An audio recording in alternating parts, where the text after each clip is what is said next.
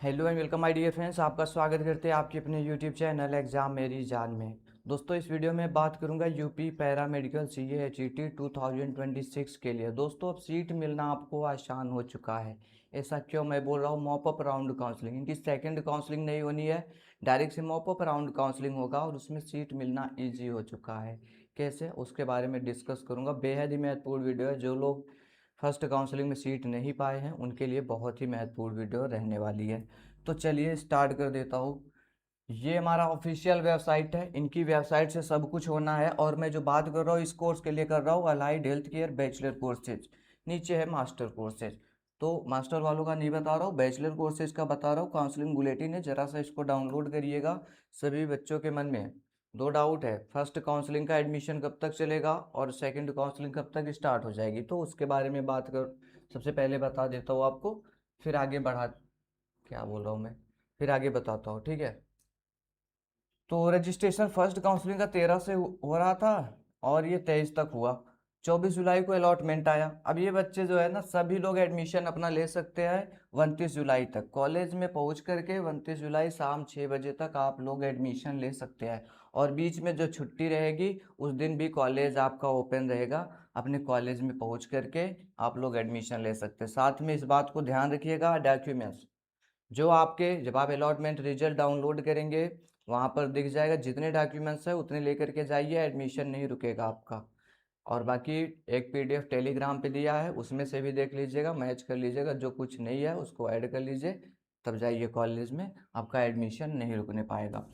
लेकिन मेरी second counselling जो है कब से शुरू हो जाएगी सर? इसमें कई डेट दिया है, कुछ समझ ही नहीं आ रहा।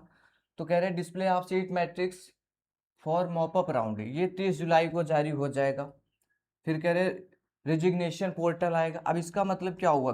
फर्स्ट काउंसलिंग के बाद कितने बच्चों ने एडमिशन ले लिया, मत एडमिशन नहीं, फर्स्ट काउंसलिंग के बाद कितने लोगों को सीट अलॉट किया गया, उसके बेस पर ये हमारा सीट मैट्रिक्स जारी कर दिया जाएगा। जैसे मैं बात करूं, हमारा UP UEMS सैफई का एक कॉलेज है, UP UEMS इटावा का। यहाँ पर मान लिया बैचलर ऑफ ऑप्टोमेट्री के लिए 60 सीटें थी। फर्स्ट राउंड काउंसलिंग बच्चों ने किया और मान लिया कि यहाँ पर 50 लोगों को सीटें अलॉट हो गई। लेकिन अब कुछ बच्चे ऐसे भी होंगे जो एडमिशन नहीं लेना चाहते होंगे, क्योंकि उनको कोर्स अच्छा नहीं लग रहा या उनके यहाँ से दूर पड़ रहा। अब वो बच्चे चाहते हैं कि मुझे BMLS में एडमिशन मिल जाए और इसी कॉलेज में मिल जाए। इनके पास तो कोई ऑप्शन दे नहीं रखा है BBMU ने कि तुम अपग्रेड करोगे कि क्या करोगे। सीट सेफ नहीं रहेगी, सिंपल बात। सेकंड काउंसलिंग में जाओगे तो सीट सेफ नहीं रहने वाली। अब ये बच्चे क्या करेंगे? अपग्रेड का कोई ऑप्शन है नहीं, या तो ये डिक्लाइन कर सकते हैं या ये रिजिग्नेशन पोर्टल पर आकर के रिजाइन कर सकते हैं। तो दोनों का मतलब तो कुछ निकला नहीं। डिक्लाइन करते हो तो नेक्स्ट काउंसलिंग में पार्टिसिपेट करोगे, 500 रुपीज़ लगेंगे। और अगर रिजाइन करते हो तो पूरा एडमिशन प्रोसीजर कंप्लीट करोगे। पहले 40,000 सबमिट करके अलॉटमेंट डाउनलोड करोगे, फिर सभी डॉक्यूमेंट सबमिट करोगे। तो स्टूडेंट्स इसमें न फंस करके यहाँ जाना चाहते हैं, सोचते हैं ये अगर 5,000 और भी लग गया तो कोई भी इशू नहीं है, लेकिन हम डिक्लाइन कर देंगे। बात क्लियर हो गई? तो उसके बाद ये जो 50 है ना, इसका डाटा कुछ अलग आ जाएगा। मान लिया यहाँ पर 5 लोगों ने रिजाइन कर दिया तो हुआ 45। 45 सीट अभी भी मतलब यहाँ पर भरी जा चुकी है और 15 बाकी है। कहने का मतलब ये हुआ, ये जो 15 बाकी है, ये 10 बाकी यहाँ पे, तो ये वाली सीट अभी ऊपर दी जा रही है। वो हमारा जारी होगा 30 जुलाई को। मुझे पता है आपको समझ में नहीं आ रहा होगा, इतना दिन से मैं काम कर रहा हूँ, मुझे इतना तो क्लियर है आपको नहीं समझ में आ रहा होगा, फिर भी समझाने की कोशिश कर रहा हूँ। उसके बाद लोग करेंगे रिजाइन। अब कुछ बच्चे क्या होता है ना, ये गलती कर देते हैं, अलॉटमेंट आया तुरंत में 40,000 सबमिट किया, ना कॉलेज देखा ना वहाँ पहुँच करके सर्वे किया, डायरेक्ट से पेमेंट किया और बस अलॉटमेंट रिजल्ट डाउनलोड कर लिया। जब वो कॉलेज पहुँच गया एडमिशन के लिए, तब उनको पता चला कि कॉलेज अच्छा नहीं है, वहाँ का कैंपस ठीक नहीं है, तमाम कमियां दिखने लगी, कॉलेज दूर है, एडमिशन लेना नहीं चाहते। तो अब तो फंसे हो अलॉटमेंट रिजल्ट डाउनलोड करके। तो बेहतर होता है कि आप डॉक्यूमेंट वेरिफिकेशन करा लो। उसके बाद क्या करते ये लोग, ये रिजाइन दे देते हैं सीट से। ये लोग रिजिग्नेशन पोर्टल ओपन होगा, यहाँ पर अपनी सीट से रिजाइन कर देंगे। बात क्लियर है? तो ये बाद में इनके पैसे पूरे वापस कर दिए जाते हैं। लेकिन ध्यान रहे, जब सभी काउंसलिंग ख़त्म हो जाएगी तभी वापस किया जाएगा। तो रिजाइन देने के लिए जो समय है वो 30 जुलाई से 3 अगस्त तक चलने वाला है। फिर इसके बाद क्या होगा, अब कितने बच्चों ने अपनी सीट से रिजाइन दे दिया, उसके बाद ये हमारा फाइनल सीट मैट्रिक्स आएगा, जो कि बिल्कुल क्लियर वाला रहेगा। ये हमारा फाइनल सीट मैट्रिक्स आ जाएगा। देखिए, एंड ऑफ ऑनलाइन रेजिग्नेशन, अच्छा ठीक है, तो बता चुका। Display of post resignation seat matrix, मतलब कितने लोगों ने रिजाइन कर दिया, उसके बाद जो सीट मैट्रिक्स आई है, जिसके बेस पर हमको सीटें अलॉट होने वाली है। तो ये हमारा 4 अगस्त को आएगा, और 4 अगस्त से ही हम लोग ऑनलाइन काउंसलिंग और चॉइस फिलिंग कर सकते हैं, रजिस्ट्रेशन कर सकते हैं। बात क्लियर हो गई बिल्कुल? तो ठीक है, फाइनल सीट मैट्रिक्स यहाँ पे आएगा। उसी दिन से हम लोग कॉलेज सेलेक्ट करेंगे। जिन्होंने अभी तक नहीं किया और रिजल्ट में लिखा था क्वालिफाइड फॉर काउंसलिंग, वो लोग फिर से रजिस्ट्रेशन करेंगे, काउंसलिंग फीस सबमिट करेंगे और फाइनली वो काउंसलिंग कर पाएंगे। लेकिन आप तो यहाँ से वीडियो देख करके आए हो, चलो 4 से ये 6 तक चलेगा ऐसा प्रोसीजर। उसके बाद हमारा अलॉटमेंट रिजल्ट 7 को आएगा, 7 से 12 में एडमिशन होगा। बात क्लियर है? आप तो जो देख करके आए हो, अभी तक मैंने उस टॉपिक पर बात ही नहीं किया। चलिए उसके बारे में बताता हूँ। मैंने लिखा था वहाँ पे, ये क्या हो गया, मैंने लिखा था उधर पर कि सीट मिलना हुआ आसान। अब देखो दोस्तों, लोग रिजाइन करेंगे सीट से, और जब बच्चे सीट से रिजाइन करेंगे उसके बाद सीटें होती है वैकेंट। आप क्या है, सिर्फ अपना देख रहे हो, लेकिन मैं ढेर सारे बच्चों का एडमिशन करवाता हूँ, तो मुझे भी पता है गवर्नमेंट कॉलेज की भी सीटें जाने वाली है। जो बच्चे ओबीसी थे, ईडब्ल्यूएस थे, एससी में थे, एसटी में थे, या कोई सब कैटेगरी थी, उनके पास जरा सा भी सोच समझ के चॉइस फिलिंग किया तो उनको सीटें अलॉट हो गई। क्योंकि मैं स्टार्टिंग से आपसे बोल रहा था, हर एक अपडेट आप तक शेयर करता हूँ, उसी में मैंने बोल रखा था कि जो बच्चे अपनी चॉइस फिलिंग को ध्यान में देंगे उनको सीट अलॉट होगा। क्योंकि ज़्यादातर बच्चे, मैंने देखा नीट के काफ़ी बच्चे, उन्होंने नीट का एग्ज़ाम दिया था, जैसे ही नीट का रिजल्ट आया ये सब काउंसलिंग करना उन्होंने बंद कर दिया। बोले मेरा सिक्योरिटी फीस बस वापस हो जाए, मुझको सीट यहाँ पे नहीं चाहिए। वो नीट के माध्यम से काउंसलिंग करेंगे। ढेर सारे लोगों का कास्ट सर्टिफिकेट इनवैलिड हो गया, ओबीसी का, ईडब्ल्यूएस का। इसका रीज़न रहा कि 1 अप्रैल के बाद का ये नहीं बनवाए। कुछ लोगों का इसकी वजह से हुआ जो सेंट्रल गवर्नमेंट से बनवा लिए थे, एससी एसटी वाला, इसमें यूपी गवर्नमेंट का लग रहा है, ये सभी जनरल में आ गए।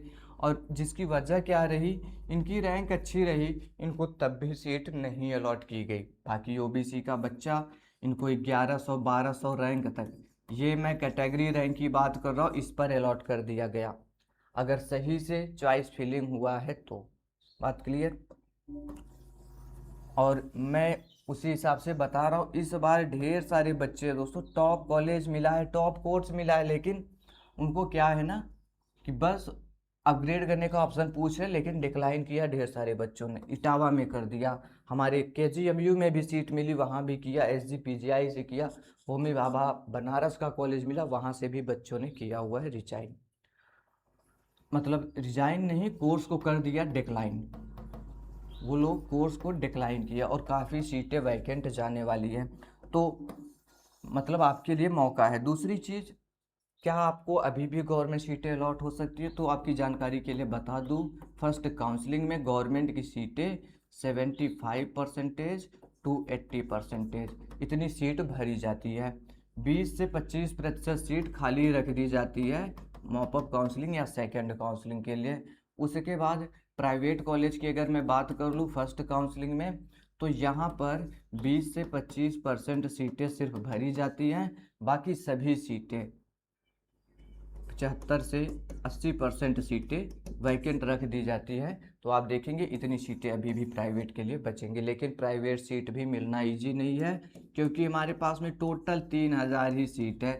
सॉरी, ये रुपए क्या लिख दिया, 3000 ही हमारे पास में सीट है। तो मिलना आसान तब भी नहीं है, क्योंकि मैं रैंक देख रहा हूँ बच्चों का, किसी का 26,000 आया, किसी का 27,000, किसी का 22,000। तो सीट मिलना तो तब भी आसान नहीं है। आपके लिए अभी भी मौका है, अच्छे से चॉइस फिलिंग करोगे तो मिल जाएगा। ये मेरा व्हाट्सएप नंबर है, नोट डाउन कर लेना, 9517 193475। इस पर मैं पेड काउंसलिंग करवाता हूँ। इस पर सिंपल में SMS करिएगा CHET मॉपअप पेड काउंसलिंग, बस इतना लिख के SMS करिएगा। हम पेड काउंसलिंग कराते, ढेर सारे बच्चों का एडमिशन करवा चुका हूँ इस सत्र में। ठीक है, आपका भी एडमिशन हो जाएगा। अभी कुछ बच्चे हैं, लगभग मैं देख रहा हूँ जितने लोगों का करवाया वो 85% स्टूडेंट्स को फर्स्ट राउंड में सीटें अलॉट हो गई है। कुछ बच्चे बचे हुए हैं, और बच्चे वही है जो अपनी जिद कर रहे थे। मैंने स्टार्टिंग में बोल दिया आपको BPT नहीं मिलेगा या BMLS नहीं मिलेगा, लेकिन वो कह रहे सर हमको करना है तो यही करना है। तो मेरा क्या जाता है, मैंने दे दिया और नहीं अलॉट हो। बाकी मैक्स टू मैक्स स्टूडेंट्स को मैंने दिलवा दिया। या कुछ बच्चे ऐसा जिद करते सर हमको लखनऊ में ही चाहिए, लखनऊ के बाहर नहीं जाना, तो उनको नहीं अलॉट हुआ। बाकी लगभग सभी लोगों को अलॉट हो गई है। तो आप भी इस मौके का फ़ायदा उठा सकते हैं। इसके लिए चार्जेस दोस्तों 1000 रुपीज़ रखे गए हैं। और जो हमारे पुराने स्टूडेंट्स हैं, पुराने बच्चे, उन सभी को पता होगा अगर सीट नहीं मिलती है तो खुद से आपका QR मांगा जाता है और पेमेंट रिफंड कर दिया जाता है आपके मोबाइल नंबर पे। एक भी रुपए नहीं रखा जाता। ये पैसे तभी है जब मैं आपको सीट अलॉट करवा दूंगा। रही बात, कोई ज़बरदस्ती नहीं है, मैं किसी को नहीं कहता हूँ मुझसे करवाइए। ठीक है, आपको काउंसलिंग की गाइडलाइन मतलब अच्छे से काउंसलिंग के बारे में पता है, आपके घर में कोई मेडिकल फील्ड में है तो बेशक करवाइए, हमको कोई प्रॉब्लम नहीं है। ये बच्चों की हेल्प के लिए है।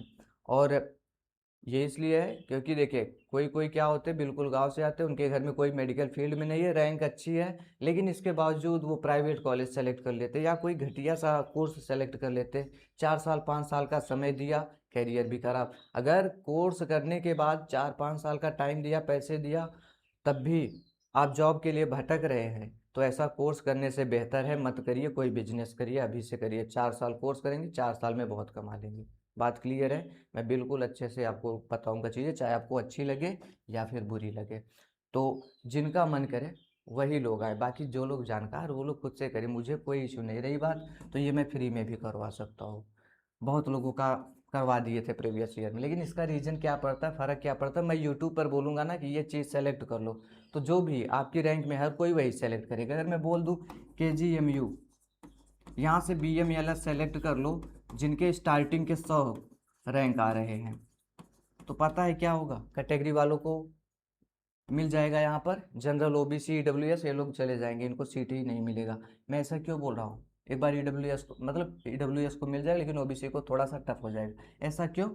क्योंकि यहाँ पर सिर्फ 20 सीटें हैं, और जब मैंने बोल दिया स्टार्टिंग 100 लोग यहीं से करें, तो हर कोई इधर को प्रेफरेंस देगा। बात समझ रहे? इसलिए मैं आपको यहाँ पर यूट्यूब पर ये चीज़ें नहीं बताता। तो आपको ट्रस्ट है तो आइए, अदरवाइज कोई इशू नहीं, आप खुद से करिए। फर्स्ट में नहीं मिला है, ध्यान रखिए ये आखिरी काउंसलिंग है, मॉपअप काउंसलिंग। इसके बाद क्या होगा, आपके पास कुछ बचेगा नहीं, फिर आप आएंगे, वो क्या बोलते हैं, प्राइवेट सीट भी नहीं मिलेगी, क्योंकि ये लास्ट काउंसलिंग है। उसके बाद आपको नेक्स्ट ईयर जाना पड़ सकता है, और आपका 1 साल खराब हो सकता है। डिसाइड कर लीजिएगा। कोई क्वेश्चन है, कन्फ्यूजन है तो कमेंट में पूछिए। Thanks for watching this video.